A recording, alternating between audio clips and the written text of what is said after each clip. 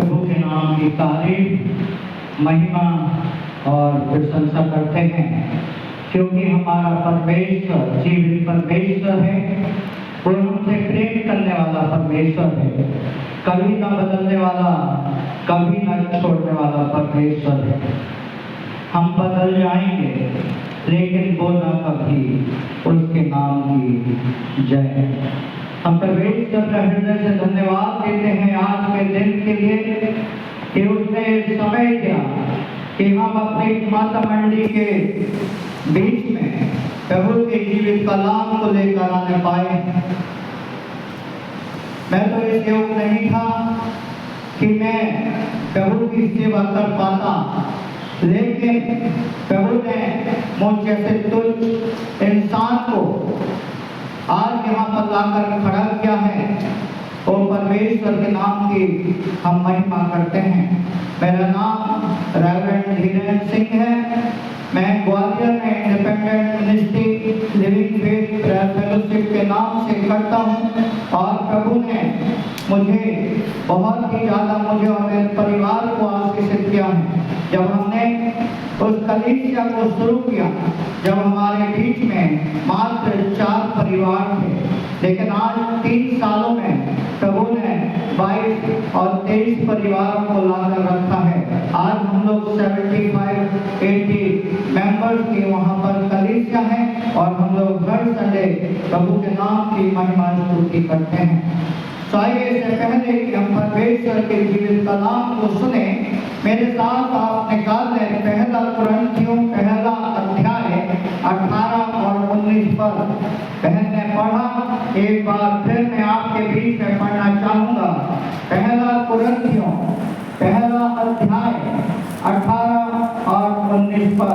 1 Corinthians chapter 1 verse 18 and 19। यहाँ पर परमेश्वर का वचन इस प्रकार से कहता है, क्योंकि क्रूस की कथा नाश होने वालों के लिए मूर्खता है, परंतु हम उद्धार पाने वालों के लिए परमेश्वर की सामर्थ है।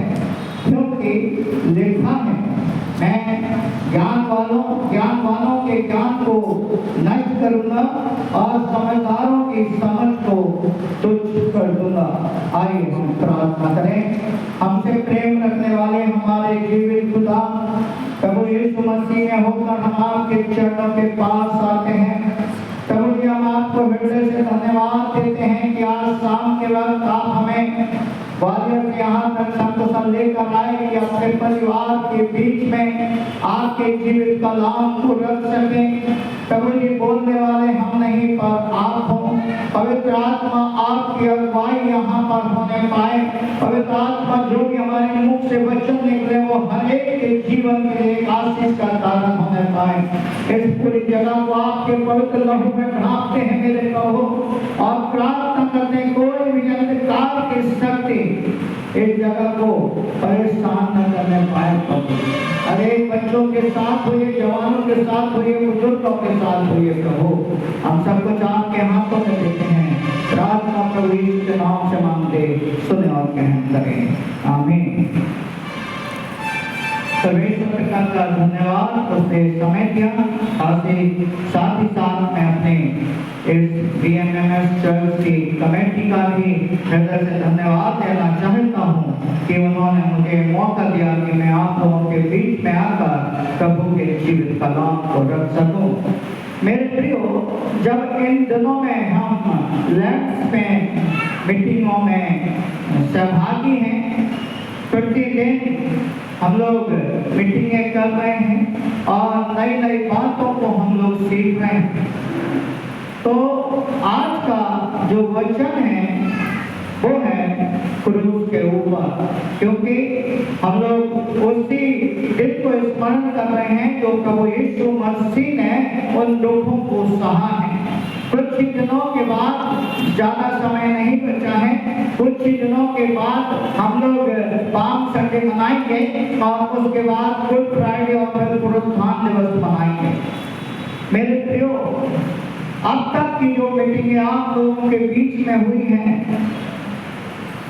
क्या हमने उन मीटिंगों से कुछ पाया है।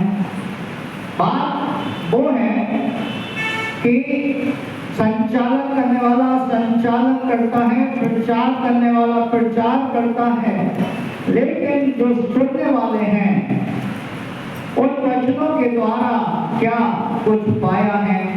अगर हमने पाया है तब तो कोई बात है, और अगर नहीं पाया तो हमें सोचने की बात है कि क्या जिस प्रकार से हर साल मीटिंगें लगती हैं, हर साल हम 40 दिन की मीटिंगों को करते हैं, उसी प्रकार से क्या हम इस बार भी बैठे हुए हैं और प्रभु के जीवित कलाम को सुन रहे हैं।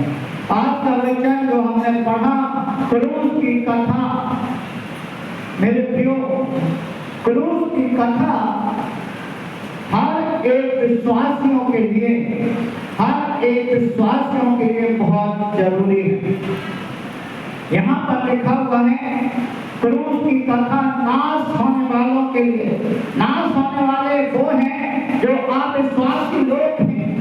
अब हम लोग कहते हैं कि अविश्वासी उसमें होता है जो प्रभु को नहीं जानते।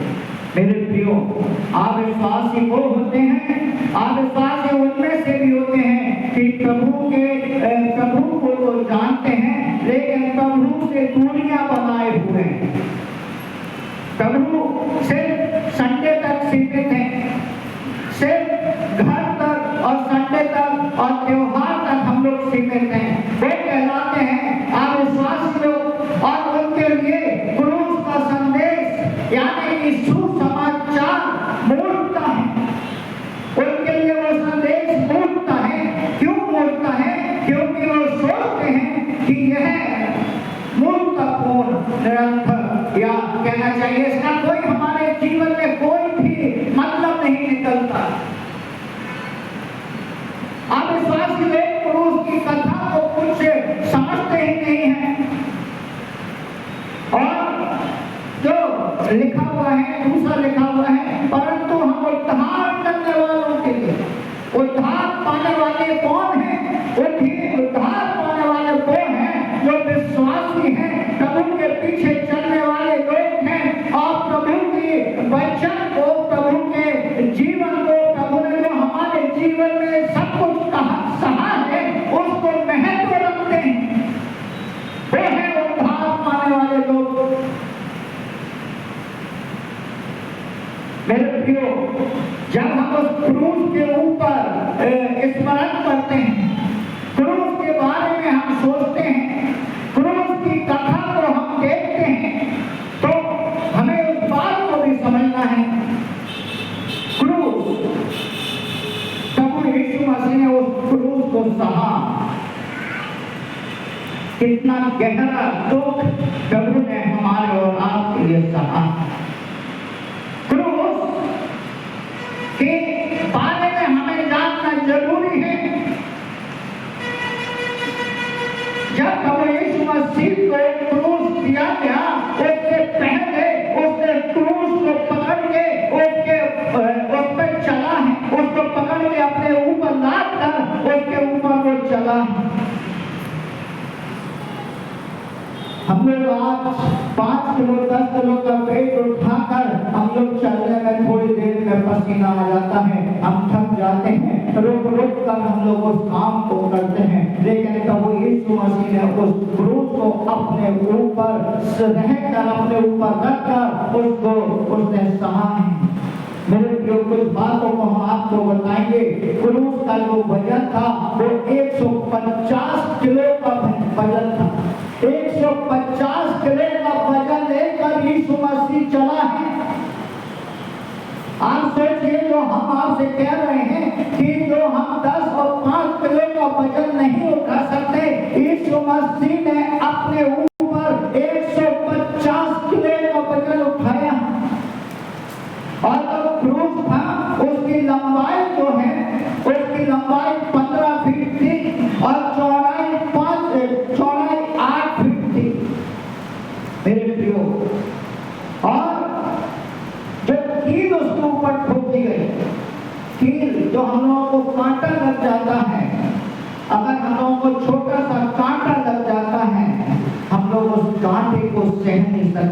हम लोग दिल मिला जाते हैं और तुरंत अपने घर वालों से कहते हैं कि निकालो। यीशु मसीह ने उस क्रूस के ऊपर जो कीलें उसके ऊपर ठोकी गई थी, वो कीलों की जो लंबाई थी वो 8 इंच की लंबाई थी और जो उसकी मोटाई थी वो 0.75 इंच की उसकी मोटाई थी। लंबाई 8 इंच और मोटाई 0.75 इंच की मोटाई थी। और उसके ऊपर जो कांटों का ताज पहनाया गया था, उस कांटों का ताज, उसने 17 कांटों का ताज कहा, उसके ऊपर 17 कांटों का ताज पहनाया गया। क्या मेरे प्रियो, उस क्रूस की कथा जो हमारे लिए क्या मूर्खतापूर्ण है, जिनको हम लोग हर साल मनाते हैं, क्या वो हमारे लिए मूर्खतापूर्ण है या हम लोग उद्धार पाने वालों में से हैं? हमें आज सोचने की जरूरत है मेरे प्रियो। सोचना है कि क्या क्रूस की कथा हमारे लिए वो मूर्खतापूर्ण है या हमारे लिए वो क्रूस की कथा परमेश्वर की सामर्थ। आज इस बात को आपको सोचना है मेरे प्रियो। क्रूस की मृत्यु कोई हंसी खेल वाली मृत्यु नहीं थी। क्रूस की मृत्यु रोमी शासन में उनको दिया जाता था जो चोर हुआ करते थे, डाकू हुआ करते थे, जो गलत काम किया करते थे, और वही मृत्यु यीशु मसीह ने सही है। और रोमी सरकार ने जब उसको सजा दी क्रूस पर, उसने इसको क्या कर दिया? उसको गलत साबित कर दिया। गलत कैसे? कि वो चोर है, वो पापी है, वो गलत काम करने वाला है। लेकिन जब यीशु मसीह के ऊपर वो क्रूस की मृत्यु यीशु मसीह ने सही, वो क्रूस हर एक के लिए आशीष का कारण बन गया, उद्धार का कारण बन गया। इसलिए आज उस क्रूस की ओर हर एक भारतवासी, हर एक दुनिया का लोग उस क्रूस की ओर देखते हैं। मेरे प्रियो, प्रभु यीशु मसीह को जब क्रूस पर चढ़ाया गया और उसके बाद जब तीसरे दिन वो जी उठा और 40 दिन अपने लोगों को दिखाई दिया और उसके बाद वो स्वर्गारोहण हो गया। लेकिन आज मैं इस बात पे प्रभु ने बोला कि बोल, इसलिए मैं बोल रहा हूँ कि आज हम मसीह लोग भी आज भी यीशु को क्रूस पर लटकाए हुए बैठे हुए हैं। आज भी हम मसीह लोग जो विश्वासी लोग हैं, वो आज भी यीशु मसीह को क्रूस पर लटकाए हुए बैठे हुए हैं। लेकिन मेरे प्रियो, मैं आपसे कहना चाहता हूँ, उस क्रूस की मृत्यु को उसने तीसरे दिन सह लिया और तीसरे दिन में क्रूस में से कब्र में से जब वो बाहर निकला, वो क्रूस हमारे लिए सिर्फ एक चिन्ह हो गया। कोई उसका महत्व नहीं, सिर्फ प्रभु यीशु मसीह का एक सिंबल है कि वो उस पर लटकाया गया था। अब हम उसके ऊपर क्रूस के ऊपर हम उसे नहीं पा सकते, क्योंकि अब दोबारा क्रूस पर नहीं लटकाया जाएगा। हम ये ना सोचें कि दोबारा यीशु मसीह को उस पर लटकाया जाएगा। एक बार उसने हमारे लिए अपने प्राणों को दे दिया, लेकिन आपको जब आएगा तो बादलों पर आएगा आपके लिए और हमारे लिए। उसके लिए हमें तैयार रहना है, उसके लिए हमें अपने आप को तैयार करना है। जब प्रभु यीशु मसीह ने हमें समय दिया है तो क्यों ना हम उसके लिए अपने आप को तैयार करें। तब तक हम अपने जीवन को ऐसे ही चलाते रहें, तब तक हम अपने जीवन को ऐसे ही बर्बाद करते रहेंगे, तब तक हम अपने जीवन को हंसी में अपने जीवन को काटते रहेंगे। नहीं मेरे प्रियो, क्रूस की कथा हमारे लिए परमेश्वर की सामर्थ है, और जब आपके लिए परमेश्वर की सामर्थ है तो क्यों ना हम उस क्रूस को अपने ऊपर उठा लें। प्रभु यीशु मसीह का वचन कहता है, जो मेरे पीछे चलना चाहता है वो अपने अपने क्रूस को उठाने और मेरे पीछे हो जाए। प्रभु यीशु मसीह ने इतना बड़ा, इतना भारी क्रूस जो हमारे पापों का बोझ था, हमारे पापों का बोझ उसने अपने ऊपर लाद दिया कि हम मानव जाति बचाए जाए। तो क्या हम अपने आप को प्रभु के हाथों में समर्पित नहीं कर सकते? मेरे प्रियो, आज के समय को देखते हुए, आज के हालातों को देखते हुए हमें एक होकर आगे बढ़ने की जरूरत है। भजन संहिता का लिखने वाला 133 अध्याय में कहता है, Psalm 133 में, कि क्या ही भली और मनोहर बात है कि भाई और बहन लोग आपस में मिले रहें। आज के समय है जब क्रूस की कथा हमारे लिए परमेश्वर की सामर्थ है, तो परमेश्वर प्रभु यीशु मसीह क्रूस पर चढ़ाया गया, और इसलिए चढ़ाया गया कि हम लोग बचाए गए, हम बचाए जाए। और हम इसलिए बचाए जाए कि हम अपने जीवन को यूनिटी के साथ चलाएं। हम अपने यहाँ एक बात कहते हैं, आज हम वो बात आपसे भी कहना चाहते हैं। जब हम अंताकिया की कलीसिया को देखते हैं, प्रेरितों के काम में हम जब पढ़ते हैं, अंताकिया की कलीसिया जो सबसे पहली कलीसिया थी, वहां पर लोग सबसे पहले मसीह कहलाए। वहां के लोग कैसे रहते थे?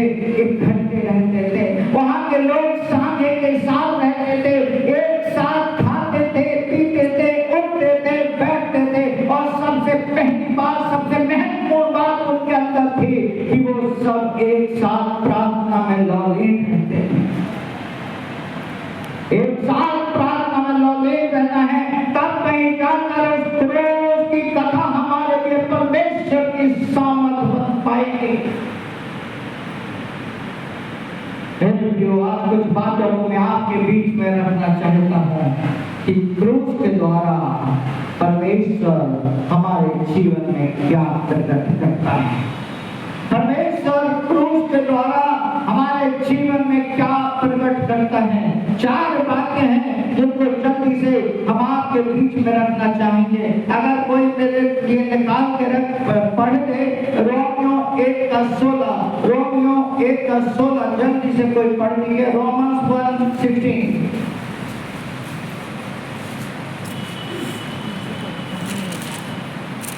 क्योंकि मैं सुसमाचार से नहीं लजाता, इसलिए कि वह हरेक विश्वास करने वाले के लिए, पहले तो यहूदी फिर यूनानी के लिए उद्धार के निमित्त परमेश्वर की सामर्थ है। परमेश्वर की सामर्थ, क्रूस परमेश्वर की सामर्थ को प्रकट करता है। क्रूस हमारे जीवन में परमेश्वर की सामर्थ को प्रकट करता है। पहले कुरिन्थियों 1:18 को भी हम जब पढ़ते हैं तो वहाँ लिखा हुआ है, वो उद्धार पाने वालों के लिए क्रूस परमेश्वर की सामर्थ है। पहली बात, परमेश्वर क्रूस के अपनी सामर्थ प्रकट करता है। क्रूस के द्वारा अपनी सामर्थ प्रकट करता है। उस सामर्थ को हमें ग्रहण करना जरूरी है। उस सामर्थ को हमें ग्रहण करना जरूरी है। अपनी सामर्थ प्रकट करना है, वो क्रूस के ऊपर वो अपनी सामर्थ प्रकट कर रहा है। उस सामर्थ को हमें भी पाना है। दूसरी बात, रोमियो 5:8, रोमियो 5:8 क्या कहता है? परंतु परमेश्वर हम पर अपने प्रेम की भलाई इस रीति से प्रकट करता है कि जब हम पापी ही थे, तभी मसीह हमारे लिए मरा।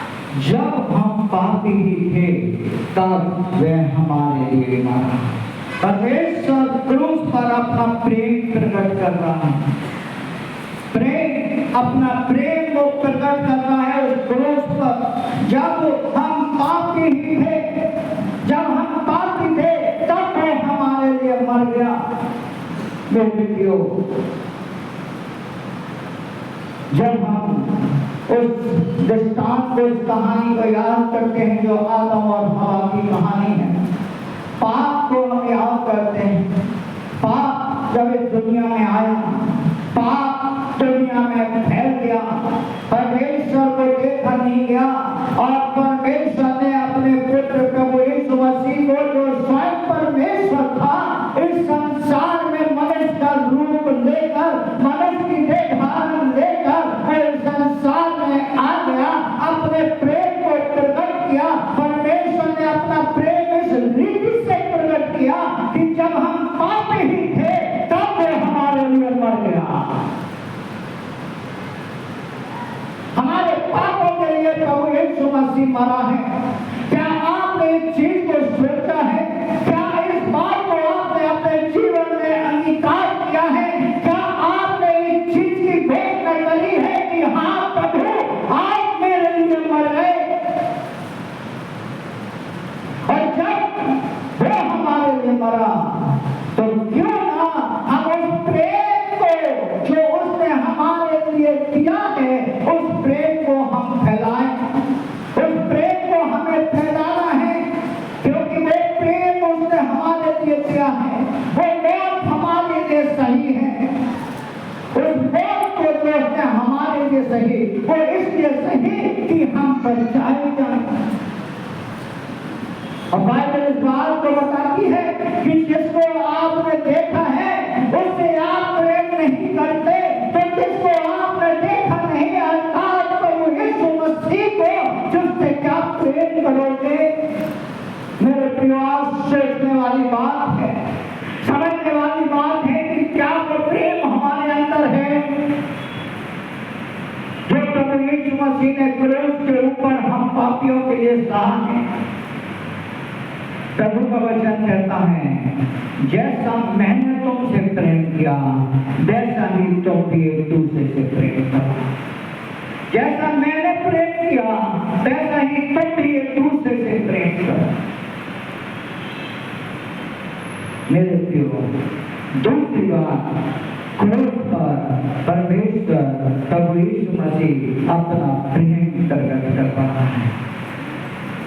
तीसरी बात,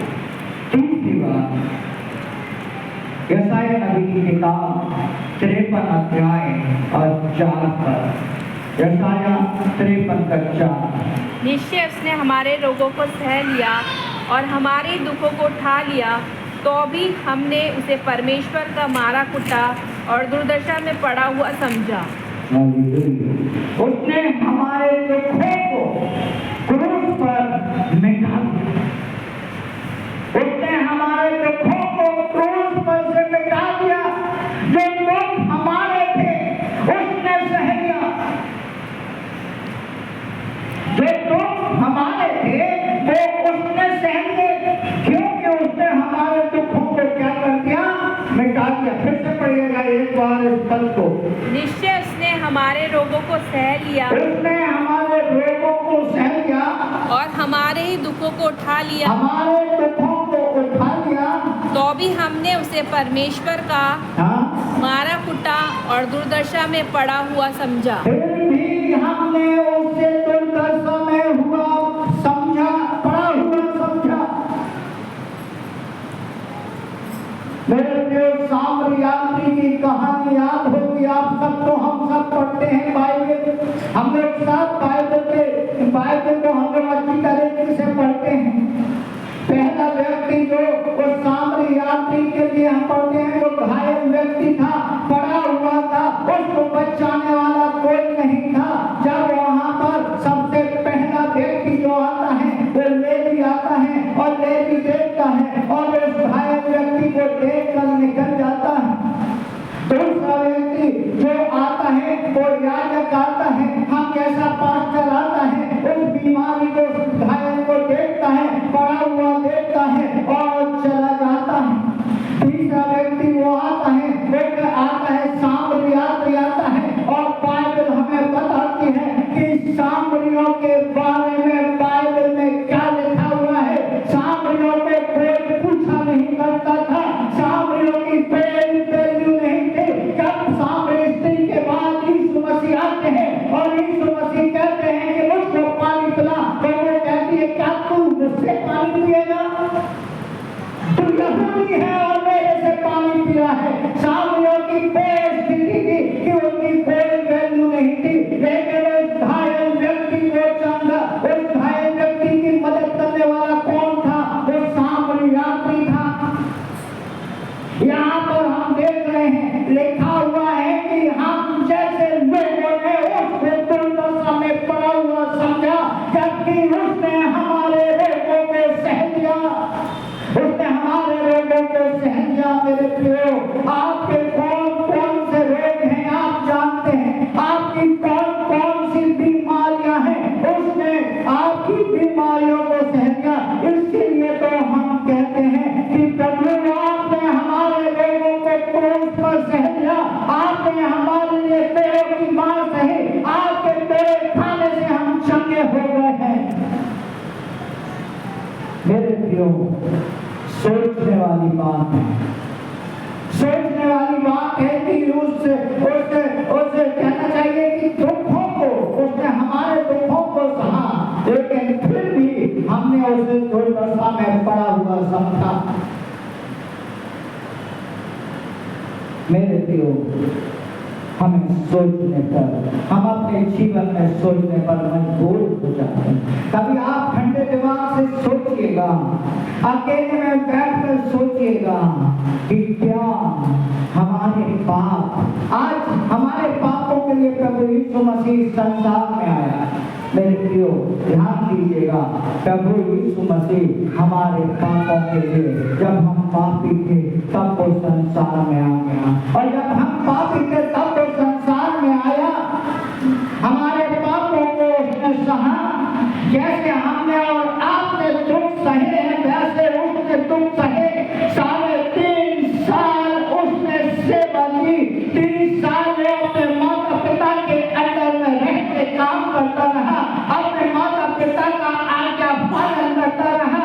3.5 साल उसने पूरा अपने कामों को करा, और उसके बाद वो दिन आया कि वो क्रूस पर टांग दिया गया, और उस समय भी उसने हमारे पापों के लिए क्रूस की मृत्यु को सहा है। हमें उस बात को स्मरण करना है। चौथी बात, यशायाह 53 का 6 पढ़ेगा। हम तो सबके सब भेड़ों के समान भटक गए थे, हम में से हर एक ने अपना अपना मार्ग लिया, और यहोवा ने हम सबों के अधर्म का बोझ उसी पर लाद दिया। हम सब भेड़ों के नाई भटक गए थे, हम सब भेड़ों के नाई भटक गए। एक बात को समझिए, भेड़ों के नाई भटके। मेरे लोग, एक व्यक्ति की 100 भेड़ें, एक व्यक्ति की 100 भेड़ें, उसमें से एक भेड़ खो जाती है, और वो अपनी 99 भेड़ों को एक तरफ अपने एक कोने में रखकर, एक जगह पर रखकर, वो इस एक भेड़ को ढूंढने के लिए निकल जाता है। और बाइबल बताते हैं, हम तो सबके सब भेड़ों के नाई भटक गए। आज भी हमारी स्थिति कोई है, आज भी हमारी स्थिति कोई है। 2025 साल हो गए यीशु मसीह ने उन सब बातों को कहे हुए, लेकिन आज भी हम उन भेड़ों के नाई भटके हुए हैं। आज भी हम भटके हुए हैं, आज भी हम कभी यहाँ कभी वहाँ, कभी यहाँ कभी वहाँ ढूंढ रहे हैं। तो नाव पर पैर रखकर हम चल रहे हैं। हम तो भेड़ों के नाई भटक गए थे, और उसके बाद क्या कहता, हम तो भेड़ों के नाई भटक गए थे, और हम तो सबके सब भेड़ों के समान भटक गए थे, हम में से हर एक ने अपना अपना मार्ग चुन लिया, अपना अपना मार्ग चुन लिया। हम लोग अपना अपना मार्ग चुन लेते हैं। आज वो स्थिति है मेरे प्रियो कि आज भी हम अपना अपना मार्ग चुन रहे हैं। आज भी हमें उस खुदावंद प्रभु यीशु मसीह के ऊपर विश्वास नहीं है, जिसने हमारे लिए उस क्रूस की मृत्यु को सह लिया। और उसके बाद क्या कहता है, और यहोवा ने हम सबों के अधर्म का बोझ उसी पर लाद दिया। हम सबों के अधर्म का बोझ उसी पर लाद दिया। हमारे अधर्म का बोझ उसी पर लाद दिया गया। मेरे प्रियो,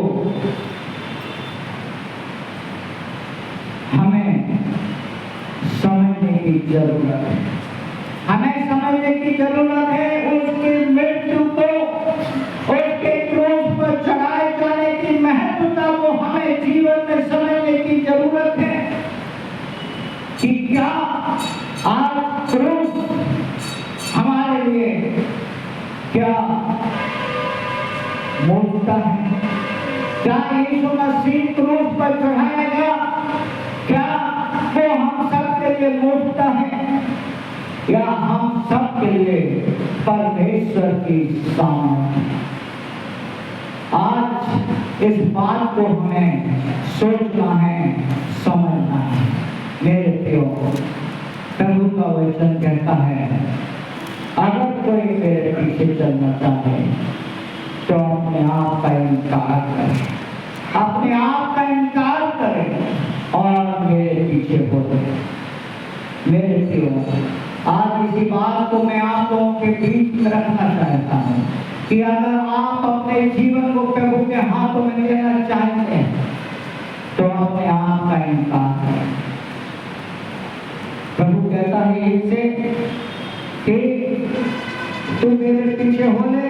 प्रभु के वो व्यक्ति कहता है, प्रभु पहले मेरे घर में कोई मरा हुआ है, उसे मुझे गाड़ने दे। तो प्रभु कहता है, मुर्दों को अपने मुर्दे गाड़ने दे, तू मेरे पीछे हो ले।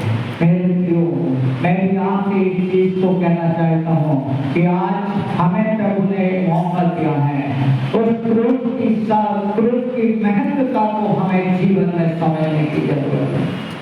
क्रूस हमारे लिए क्या मायने रखता है, क्रूस की महत्वता हमारे लिए क्या महत्व रखती है। अगर अभी तक हमने उसके महत्व को नहीं जाना है तो हमें समझने की जरूरत है।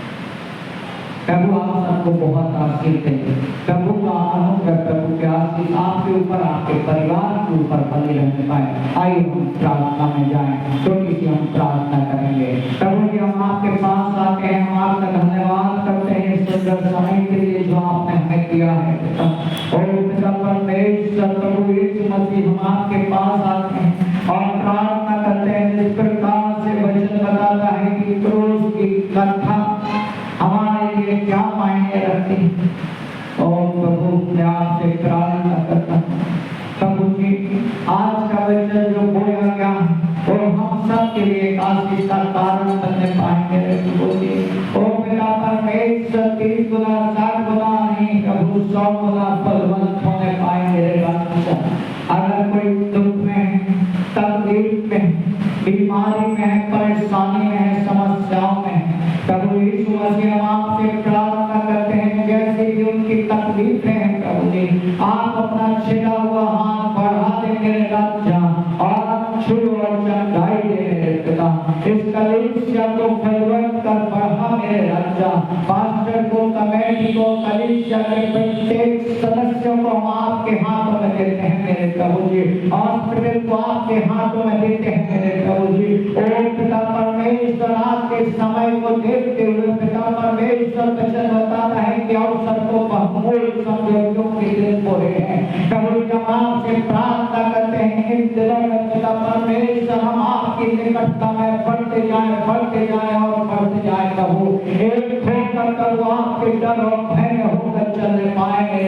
मुझे हर एक बुराइयों को, हर एक नफरतों को दूर करके पिता परमेश्वर एक होकर आगे बढ़ने पाए मेरे प्रभु जी।